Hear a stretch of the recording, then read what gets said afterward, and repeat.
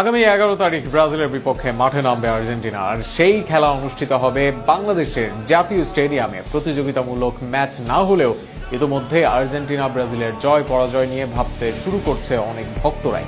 দেশের মাটিতে দর্শকপ্রিয় দুই দলের মুখোমুখি লড়াই নিয়ে বিস্তারিত থাকছে প্রতিবেদন।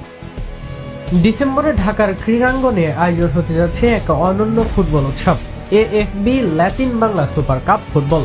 লাতিন আমেরিকার দুই পরাশক্তি ব্রাজিল ও আর্জেন্টিনার সঙ্গে বাংলাদেশকে নিয়ে এই তিন জাতির আন্তর্জাতিক মানের টুর্নামেন্টটি আয়োজন করছে AF boxing promotion international limited. পুরো আয়োজন অনুষ্ঠিত হবে ঢাকায় জাতীয় স্টেডিয়ামে, যা দেশের ফুটবল প্রেমীদের জন্য দারুণ এক সুযোগ তৈরি করেছে। টুর্নামেন্টের পর্দা উঠবে আগামী 5 ডিসেম্বর। উদ্বোধনী ম্যাচে বাংলাদেশ মুখোমুখি হবে যোগ গণিতার দেশ ব্রাজিলের। এরপর 8 ডিসেম্বর বাংলাদেশের প্রতিপক্ষ আর্জেন্টিনা। আর সবচেয়ে পরীক্ষিত মহরণটি অনুষ্ঠিত হবে 11 ডিসেম্বর। ফুটবল ইতিহাসের সবচেয়ে আলোচিত দ্বৈরথ